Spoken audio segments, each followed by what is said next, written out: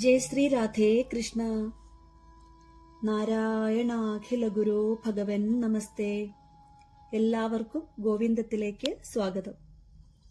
ഇന്ന് ഭഗവാൻ കൃഷ്ണന്റെ ആഗമനത്തെക്കുറിച്ച് നമുക്ക് പഠിച്ചു തുടങ്ങാം.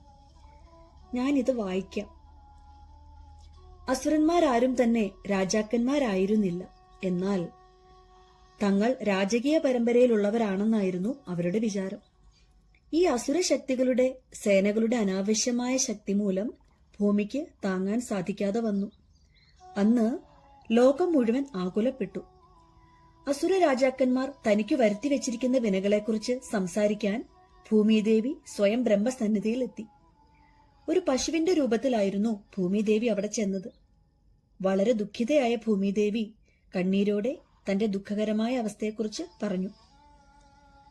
ബ്രഹ്മദേവനോട് തന്നെ സഹായിക്കണമെന്ന് കരഞ്ഞപേക്ഷിച്ചു. ബ്രഹ്മദേവൻ അത് കേട്ട് വളരെ അസ്വസ്ഥനായി ആകുലപ്പെട്ടു. ഇത് കേട്ട് ബ്രഹ്മദേവൻ പാലാഴി ലക്ഷ്യമാക്കി പുറപ്പെട്ടു. ഭഗവാൻ ശിവനെ മുൻനിർത്തിയാണ് മറ്റുള്ള ദേവന്മാരോടൊപ്പം യാത്രയായത്. ഭൂമിദേവിയും അവരോടൊപ്പം ചെന്നു. പാലാഴി നദിക്കരയിലെത്തിയപ്പോൾ പണ്ട് വരാഹമൂർത്തിയുടെ അവതാരമെടുത്ത് ഭൂമണ്ഡലത്തെ രക്ഷിച്ച ഭഗവാൻ വിഷ്ണുവിനെ ബ്രഹ്മദേവൻ സ്തുതിച്ചു തുടങ്ങി. വൈദിക മന്ത്രങ്ങളിൽ ഏറ്റവും ശ്രേഷ്ഠമായ പുരുഷസൂക്തം എന്നൊരു മന്ത്രമുണ്ട്. പൊതുവിൽ ദേവന്മാർ പുരുഷസൂക്തം എന്ന മന്ത്രം ഉരുവിട്ടുകൊണ്ടാണ് ദിവ്യോത്തമ പുരുഷനായ ഭഗവാൻ കൃഷ്ണനെ വിഷ്ണുവിനെ സ്തുതിക്കാറുള്ളത്. എങ്കിലും ഒരു ലോകത്ത് അസ്വസ്ഥതകൾ ഉണ്ടാകുമ്പോൾ ആ ലോകത്തിന്റെ അധിഷ്ഠാന ദേവതയ്ക്ക് പ്രപഞ്ചത്തിന്റെ അധിപതിയായ ബ്രഹ്മദേവനെ കാണാൻ അവകാശമുണ്ട് എന്ന കാര്യം പ്രത്യേകം ഓർമ്മിക്കേണ്ടതാണ്. ബ്രഹ്മദേവന് ഭഗവാൻ വിഷ്ണുവിനെ സമീപിക്കാൻ കഴിയുന്നത് പാലാഴി നദിക്കരയിൽ നിന്നുകൊണ്ടാണ്. ഈ പ്രപഞ്ചത്തിൽ ശ്വേതദ്വീപം എന്ന പേരിൽ ഒരു ലോകമുണ്ട്. ആ ലോകത്താണ് പാലാഴി. ഭൂമിയിൽ ഉപ്പുവെള്ളം നിറഞ്ഞ സമുദ്രമുണ്ട് എന്ന് നമുക്കറിയാം. അതുപോലെ മറ്റു ലോകങ്ങളിൽ പലതരത്തിലുള്ള സമുദ്രങ്ങളുണ്ടെന്ന് പലതരത്തിലുള്ള വേദങ്ങളിൽ നിന്ന് നമുക്ക് മനസ്സിലാക്കാൻ സാധിക്കും.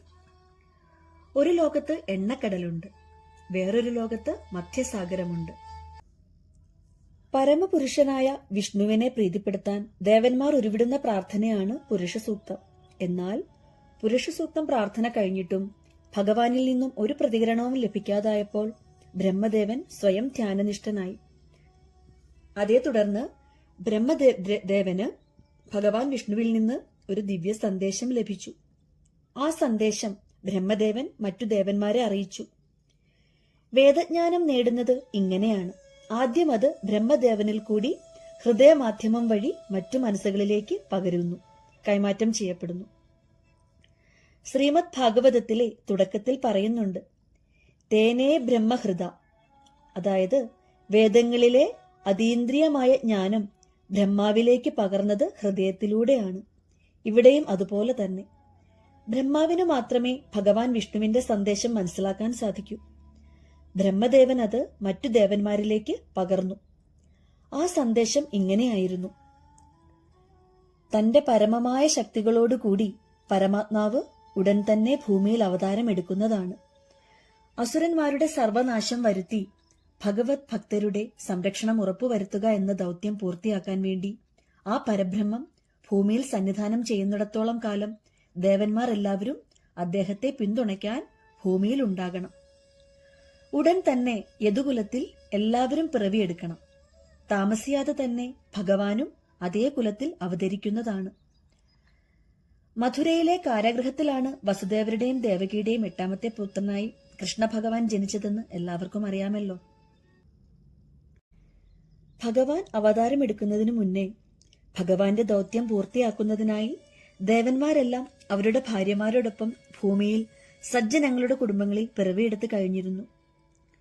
തത്പ്രിയാർത്ഥം എന്ന വളരെ കൃത്യമായ ഒരു പദം ഇതിൽ ഉപയോഗിച്ചിട്ടുണ്ട്. ഭഗവാനെ പ്രീതിപ്പെടുത്താൻ വേണ്ടി ദേവഗണങ്ങൾ ഭൂമിയിൽ ജന്മമെടുക്കണമെന്നാണ് ഇത് അർത്ഥമാക്കുന്നത്. പ്രപഞ്ചത്തിലെ വിവിധ ലോകങ്ങളെ തന്നെ എണ്ണമറ്റ ഫണങ്ങൾ വിടർത്തിക്കൊണ്ട് താങ്ങി നിർത്തുന്നവനും ഭഗവാന്റെ അംശവുമായ അനന്തൻ തിരു അവതാരത്തിനു മുൻപ് തന്നെ ഭൂമിയിൽ അവതരിക്കണമെന്നും ദേവന്മാർക്ക് അറിയിപ്പുണ്ടായി.